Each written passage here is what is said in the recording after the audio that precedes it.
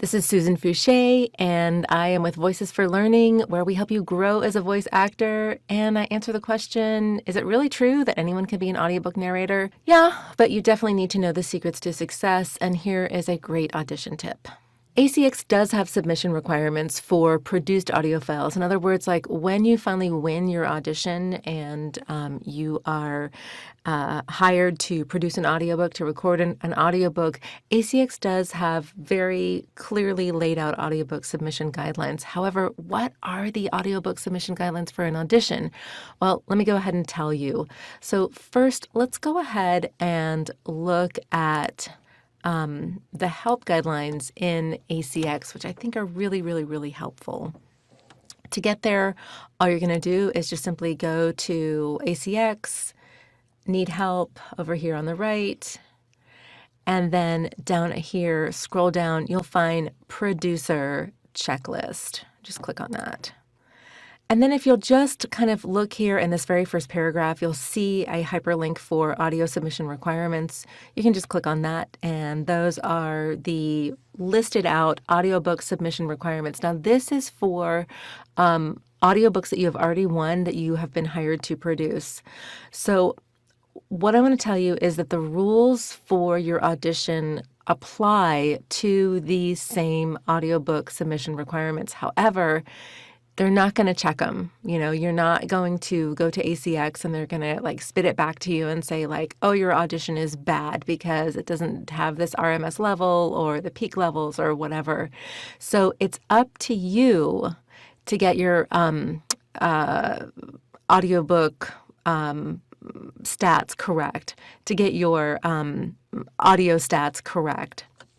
However, what I do want to recommend to you is that you go ahead and treat the audio the same way, with the loudness measuring between -23 dB and -18 dB RMS, and making sure that your peak levels, peak values are over -3. So in other words, they need to be like -3.5, -4, something like that. They don't need to be -2.5 because we're dealing in negative numbers, and have a maximum noise floor of -60 dB. So in other words, if your noise floor is at -70 or -80, that will work, but it can't be less than -60. So in other words, like -60, -59, -50 will not work.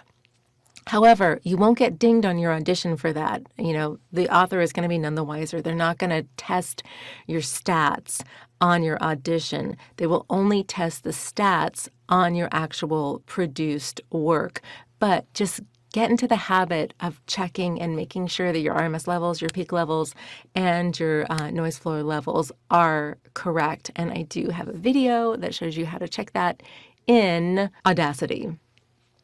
Now, what I do want to recommend to you is right here, this piece of information right here, this little tip. Each file must have no more than 5 seconds of room tone at the beginning and end. I recommend that you have about, 1 to 2 seconds of just nothingness, just room tone at the beginning and the end of your files. And when you have different like subheadings and headings, like chapter 1, and then you go into your audition, but you say chapter 1, have a couple seconds in between the headings and the body of the text as well. You'll want to have some separation in between that too as well. That should help you out pretty well. I've got some other audition tips as well. Naming convention. I do recommend that you put your name on your audition and the name of either the author or the name of the book on the name of the file of your audition. And that way your author can know, oh, that was like Susan Fouché's audition, or, your name, whatever, and what it goes to. It helps you kind of stay organized as well. I do recommend that you slate your name at the beginning of the audition and nothing else, just your name, and then just go into the audition. And I have a really good video, it's right here, on slating your name that I think will help you a lot in your audition process. So thank you so much for watching. Best of luck to you. Let me know in the comments if you won anything. I'm so excited to hear about that. I can't wait to see you next time. It is Audiobook Wednesday. Bye. Thank you so much for watching this video. For more great content about all things audiobooks, check out my other videos.